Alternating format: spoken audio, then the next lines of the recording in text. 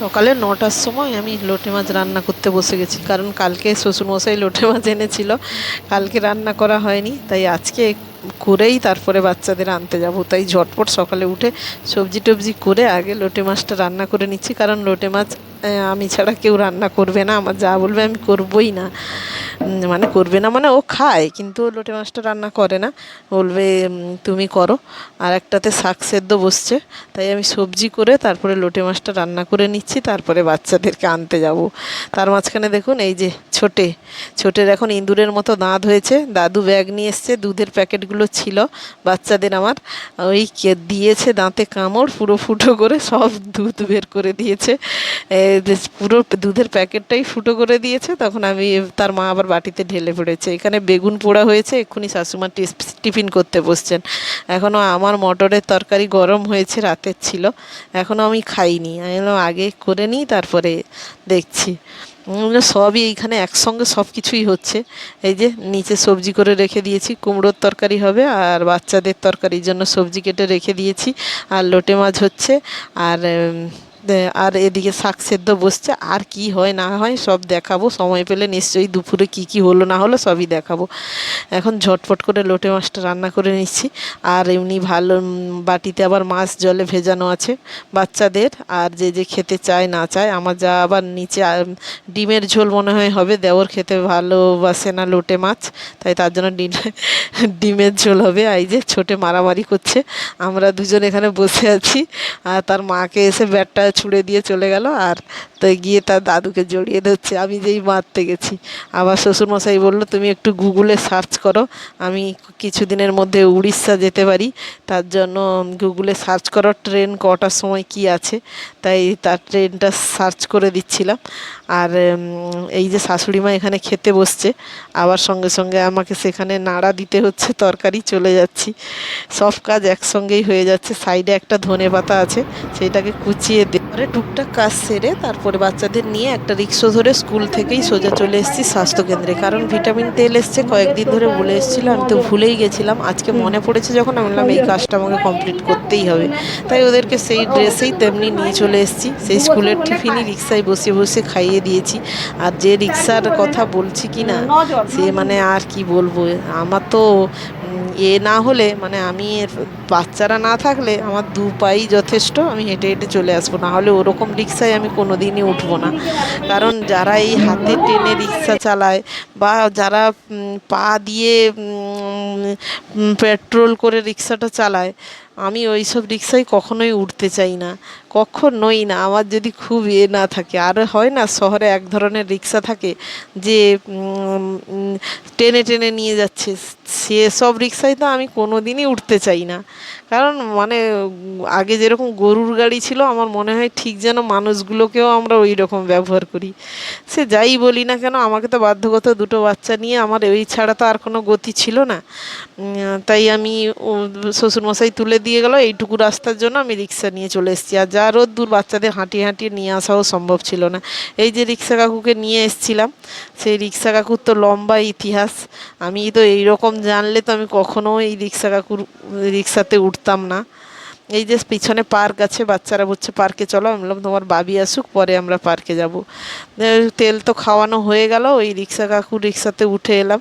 এখন আমি এইরকম হাত ধরে বসে আছি, শ্বশুরমশাই আসবেন বলছিলেন, আমি বললাম বসলে আরও চাপাচাপি হয়ে যাবে, আরও রিক্সা যে চালাচ্ছে তার আরও টানতে কষ্ট হবে। বললাম না না ঠিকই আছে, এরকম দুজনকে বসিয়ে এরকম আমি হাত ধরে ঘিরে রেখে চলছি।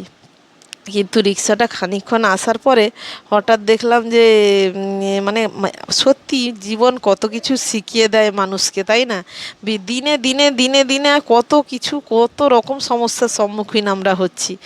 ওই রিক্সা আঙ্কেল যেতে যেতে যেতে যেতে কী করলো, মাঝ রাস্তায় দাঁড়িয়ে পড়লো। ও, আমি বললাম কাকু এখানে দাঁড়ালে কেন, এটা তো আমাদের ঘর নয়, আমাদের ঘর তো কোথায়, কোন দিক, আবার আমরা যে দিক দিয়ে আমরা স্বাস্থ্যকেন্দ্রে যেতাম, এই কাকু তার অন্য দিক দিয়ে নিয়ে যাচ্ছে। আমি বললাম এই এলাকারই লোক যখন ইনি চেনেন, কোন রাস্তা দিয়ে যাবেন, কিন্তু কতটা ঘুরিয়ে ঘুরিয়ে আনছেন কেন আমি জানি না। তার মধ্যে আবার দাঁড়িয়ে মাঝ রাস্তায় দেখুন একজনের বাড়িতে বলছে আমাকে বলছে আমার মাথা টাথা ঘোরাচ্ছে খুব জোরে, আমার মনে হচ্ছে ভীষণ ক্লান্ত, দিয়ে লোকের ঘরে গিয়ে বসে পড়লো, দিয়ে জল চেয়ে খাচ্ছে।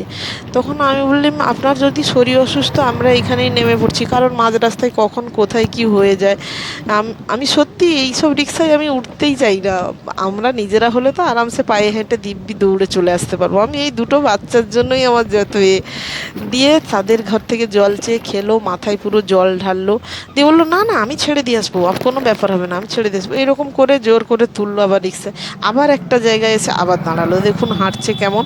আমি ভাবছি উনি কি আমাকে অসুস্থ দেখাচ্ছেন, নাকি উনি সত্যি সত্যি অসুস্থ।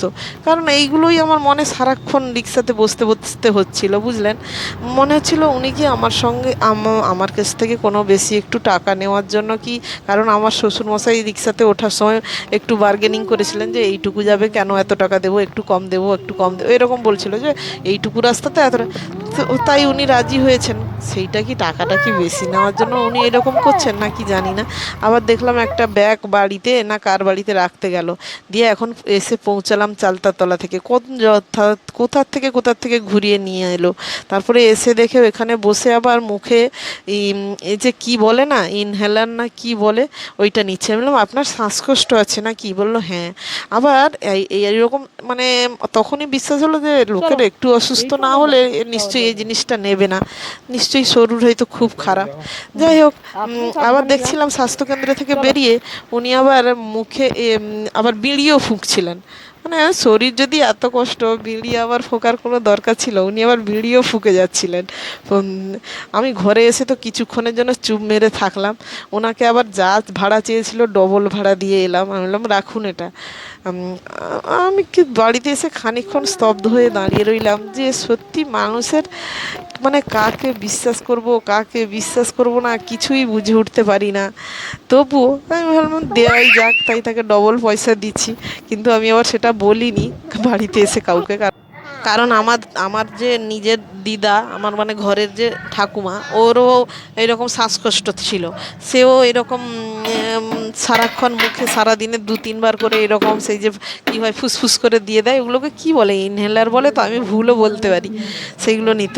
আমি তাই আমার মানে মনটা ভীষণই খারাপ হয়ে গেল। আরও ভাবলাম আমি তো ডবল পয়সা দিয়েছি বলে সেটার জন্য নয়, হ্যাঁ কত দিকে কত টাকা চলে যায় সে নিয়ে কথা নেই। দেখলাম মনটা ভীষণই খারাপ, মানে প্রতিদিন আমরা নতুন নতুন কিছু শিখছি জানছি, মানুষ কত কষ্টে থাকছে। আমি ভাবছি উনি বিড়িও খেয়ে নিচ্ছেন আবার এদিকে ইনহেলারও নিয়ে নিচ্ছেন।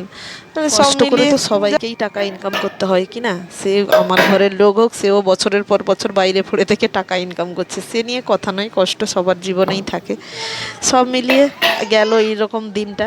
এই যে এখানে এসে দেখি 6 পদ রান্না হয়েছে, ডিমের ঝোল, শাশুড়ি মায়ের মাছের আলাদা করে টক, বাচ্চাদের একটা তরকারি, তার সঙ্গে লোটে মাছ, তার সঙ্গে শাকের ভাজা, কুমড়োর তরকারি, অনেক কিছুই হয়েছে। এবারে বাচ্চাদের খাওয়াবো, আমিও খাবো আর ফ্রেশ হলাম। আজকের মতো ভিডিওটা আমি এখানেই শেষ করলাম। সবাই ভালো থাকবেন, সুস্থ থাকবেন এবং আশেপাশের সবাইকে ভালো রাখবেন। সবাই আজকাল ভীষণ